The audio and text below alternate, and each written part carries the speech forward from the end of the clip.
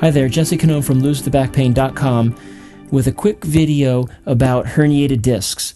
If you've been diagnosed with a bulging or herniated disc, I guarantee that over the next few minutes, you're going to find the information I share with you not only surprising, maybe even shocking, but incredibly valuable and hopefully life-changing. So please listen closely, take what I share with you seriously, further investigate it, and put as much of the information and knowledge that I share with you into practice so you can start to get your life back. So let's start at the beginning. What is the difference between a bulging and a herniated disc?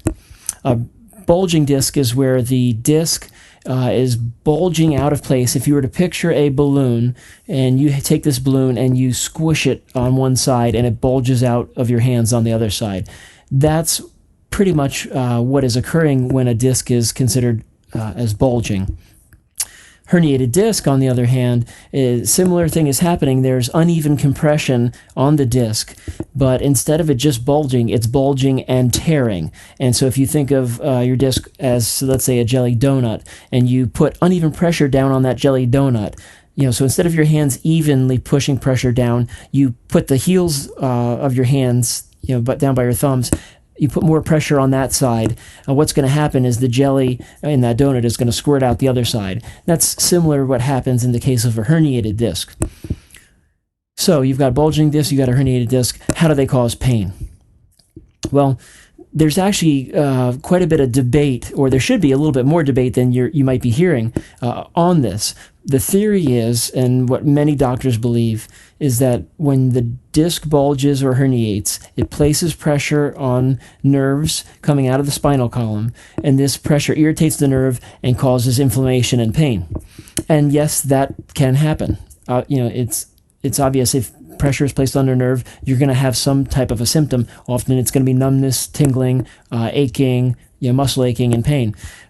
However, studies have come out, over the past 25, 30 years now that actually cause you to question this, because what some studies have found is that people who have back pain and are diagnosed with a herniated disc, and it's evident via X-ray, MRI, 6, 12, 18 months later, they MRI again, and the person is still in pain, but the disc is healed.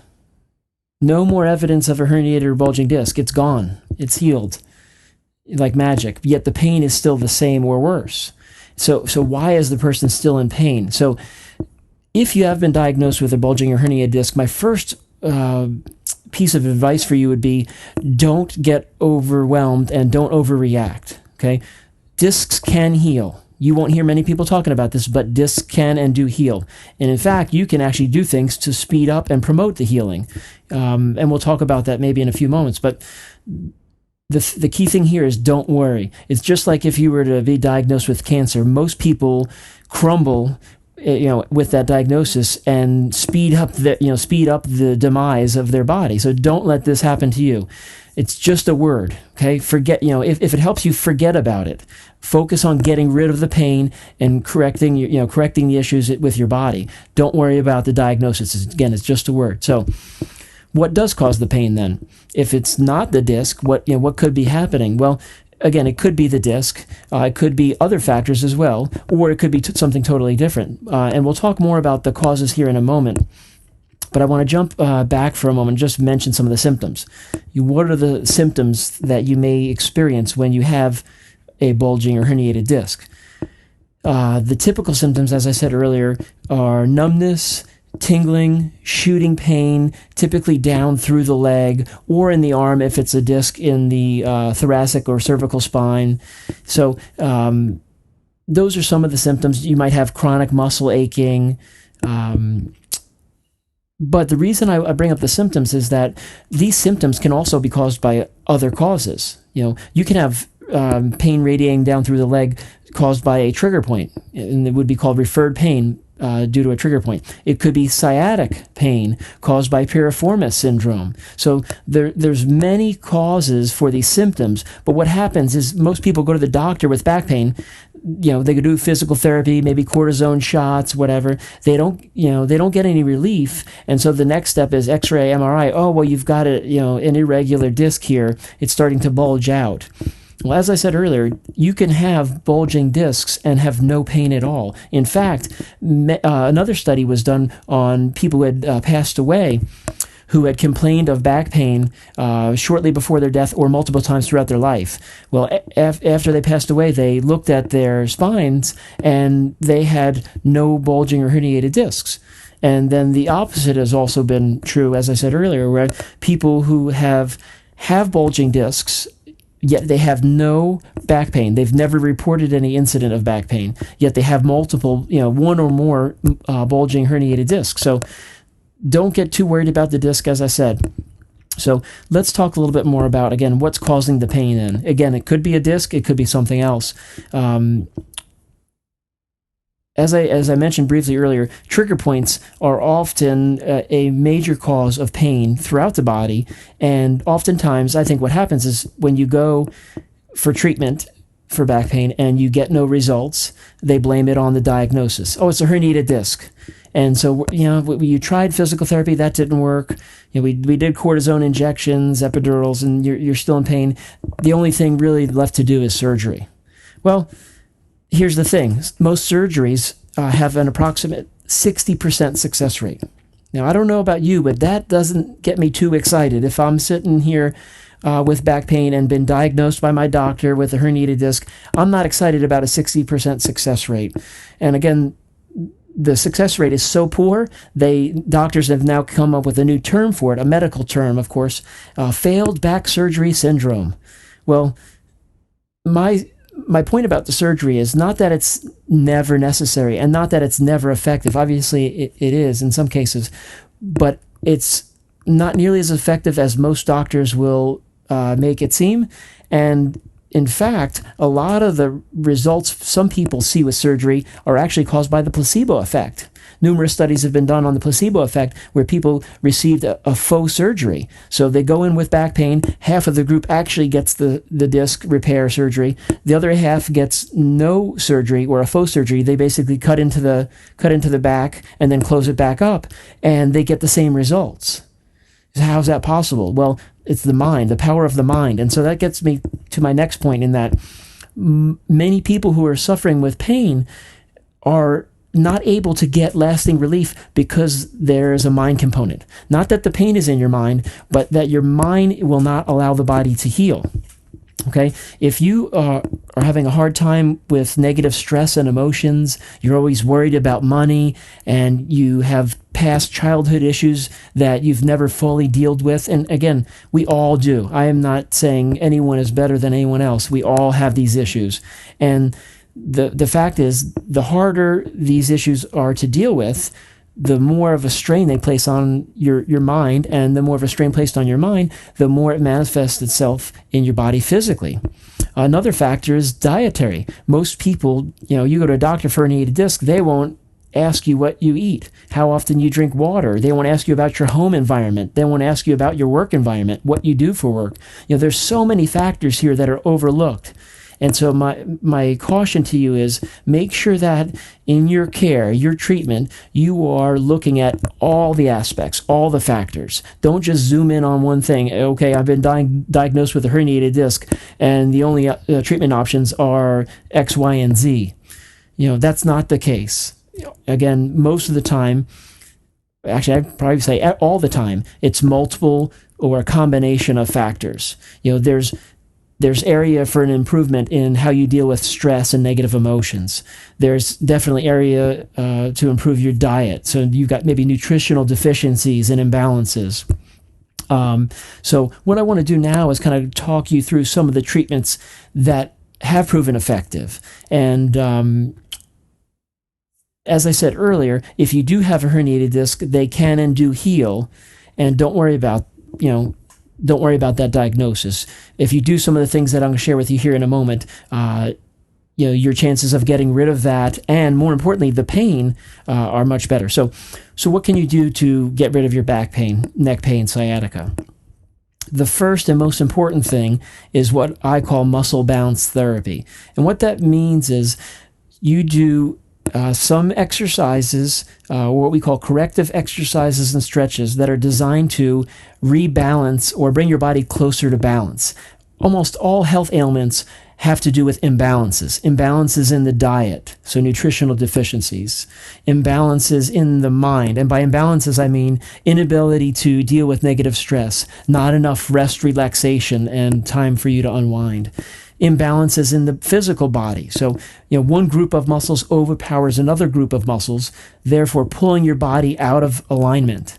Say, one of my problems with chiropractic care is that you go to a chiropractor, they manipulate or adjust your spine, and then you walk out the door. You've got to come back a day and a half later for another treatment because what they did may have helped, but the muscles that pulled you out of place to begin with are going to do so again. And unless you do corrective exercises and stretches that are specific to your imbalances, your muscle imbalances, it's not likely going to hold. So if you want to do chiropractic care, that's great, but you got to combine it with muscle balance therapy. If not, you're going to probably see very limited success and results with it.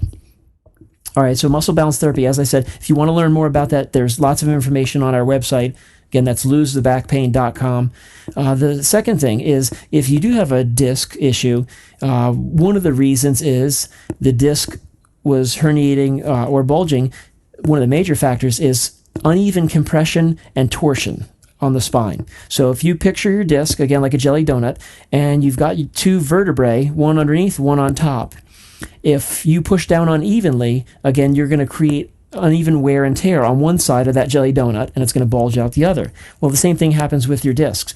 But add to that torsion, some twisting. So picture that jelly donut, and you're, in between your two hands, you're pushing down unevenly and twisting it at the same time.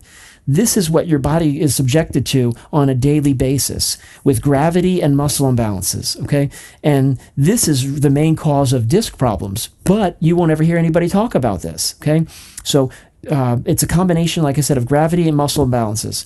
Address gravity with decompression and address the muscle imbalances with the right corrective exercises and stretches for you and your current situation, and you've got a really winning formula there. So again, you can decompress your spine in many ways. Inversion therapy is just one. There's lots of different devices, traction. So there's many ways you could do that. But the key thing to remember is decompression. Next thing I want to talk about is trigger point therapy. Again, a lot of times the pain people are experiencing that just won't seem to go away, this mystery pain, is caused by trigger point or multiple trigger points. And so trigger points are little, I shouldn't say little, typically small little inflamed spots and muscles where there was damage once before, so the muscle tissues and the fibers were damaged. When they started to heal back up, they didn't heal perfectly. Toxins get trapped in there, and this trigger point will cause the surrounding muscle that it's in typically to tighten up, ache, or even spasm, okay? And once that happens, it can set off like a chain reaction. Well, then the next muscle is going to tighten up and ache. And then if it has a trigger point, that might activate that trigger point. And so a lot of the time it's this undiagnosed pain or diagnosed incorrectly is caused by trigger points. So how do you treat trigger points? Well, you can find or seek out a qualified trigger point specialist in your area, or you could do what's called self-treatment, and you could do that multiple different tools. There's a tool that I recommend that we call the Trigger Point Self-Treatment System. Again, information available on our website, but what it does is it allows you to apply direct pressure to the trigger points while in a relaxed state.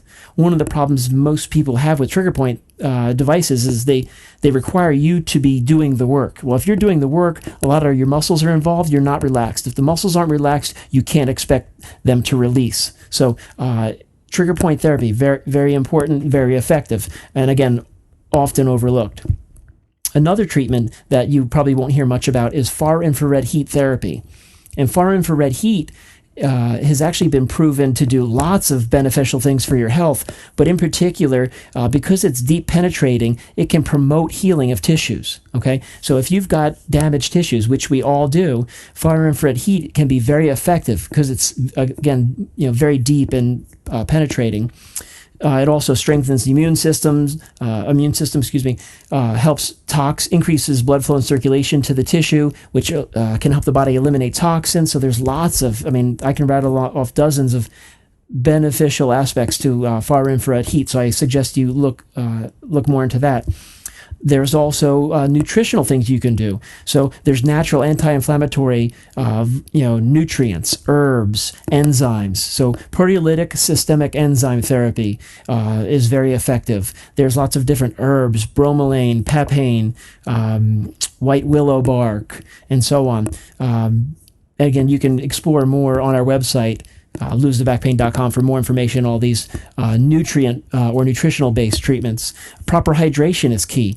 Your discs are made up of more than, I forget the exact number, but I think it's 70, 80, 90% water. I forget the exact percentage, but they're almost all water, and there's not a lot of blood flow to them. So getting them to heal can be difficult, but it's even harder if you're not providing the raw materials. So if you're eating really crappy, and by crappy, I mean you may think you're eating healthy by eating fruits and vegetables, but if they're all nutritionally deficient, and there's not much nutrients in them, it's not really healthy. So you got to make sure you're getting enough water. You got to make sure you're getting enough vitamins, minerals, antioxidants, and so on. So take a multivitamin, multi-mineral antioxidant formula. Reduce and eliminate some of the inflammatory things in your diet. Most people don't realize it, but wheat is a major cause of inflammation in the diet. So wheat, dairy, sugar, soy for a lot of people. So these are just some, but there's others. So your diet is critical, and it's, again, a big factor, but often overlooked. Toxins in your environment, in your home, in your car, in your office, in the air, in the water, in the food, and carpets, mattresses, clothing, fire retardant chemicals they spray on infant clothing even. So you've got to be aware of these things and minimize them as much as possible. And the more of these factors you address, the quicker you're going to feel better. I guarantee you that. And then we get back to the mind again. Minimize stress. Learn to better deal with negative stress. Again, stress isn't bad. It's the inability to deal with stress and too much negative stress.